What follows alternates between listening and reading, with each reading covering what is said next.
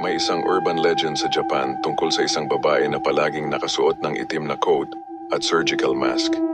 Pag nakita mo raw ito ay tatanungin ka nito kung maganda ba siya.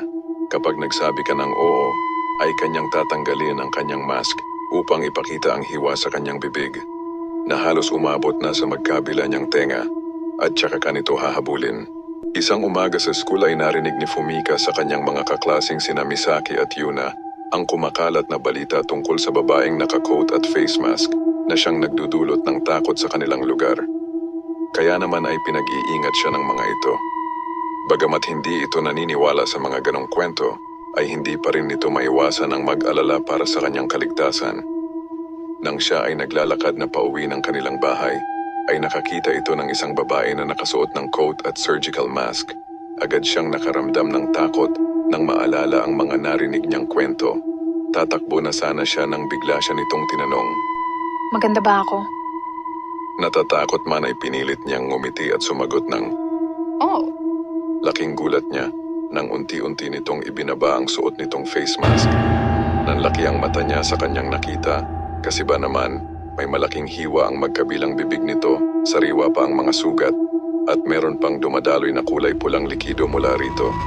Sa takot ay nagtatakbo siya pauwi ng kanilang bahay at agad na nag-lock ng pinto.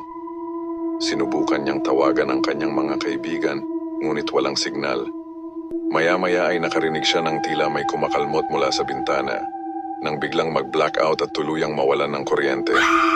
Kinabukasan ay hindi nakapasok si Fumika ni hindi rin ito makontak ng kanyang mga kaibigan kaya't labis ang pag-alala ng mga ito.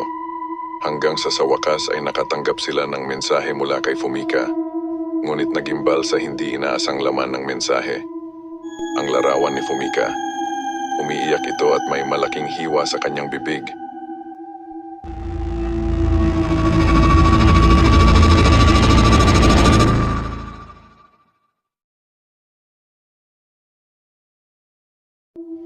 Mayroong isang urban legend sa Japan na tinatawag na Hachishaku-sama, na ang ibig sabihin ay isang babae na may taas na 8 talampakan or 8 feet tall woman.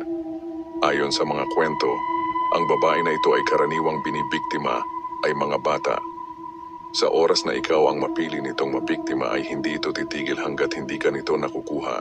May kakayahan din daw ito na manggaya ng boses ng isang miyembro ng pamilya ng kanilang mabibiktima upang ito'y linlangin. Si Yuki ay pansamantalang hiniram ng kanyang mga lolo at lola sa kanyang mga magulang upang kanila itong makasama. Isang hapon ay napadpad si Yuki sa masukal na bahagi ng kagubatan dahil sa kakahabol sa isang tutubi. Nang bigla na lamang itong nakarinig ng isang nakakatakot na boses sa kanyang likuran na nagsasabing, "Bye-bye." Gayon na lamang ang kanyang takot ng kanya itong lingunin. Isang matangkad na babae na nakasuot ng sombrero at nakaputing kimono ang tumambad sa kanya. Sa takot ay dali-dali itong tumakbo pauwi ng kanilang bahay. Pagka-uwi ay laking gulat ng kanyang mga lolo at lola sa kanyang ikinwento. Agad na nagkandado ng mga pinto at pintana ang mga ito, sabay usal ng mga dasal para sa kaligtasan ng kanilang apo.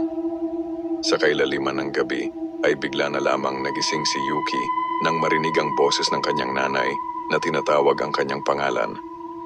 Lumapit siya sa bintana upang ito'y silipin at muli siyang nanghilakbot nang muling makita ang parehong babae na kanyang nakita kanina sa kagubatan na nakasilip sa bintana. Kinaumagahan ay nagising na lamang silang nakabukas na ang bintana. Wala na si Yuki. Ang naiwan na lamang ay ang salitang isinulat mula sa dugo sa kurtina at ang nakasulat ay,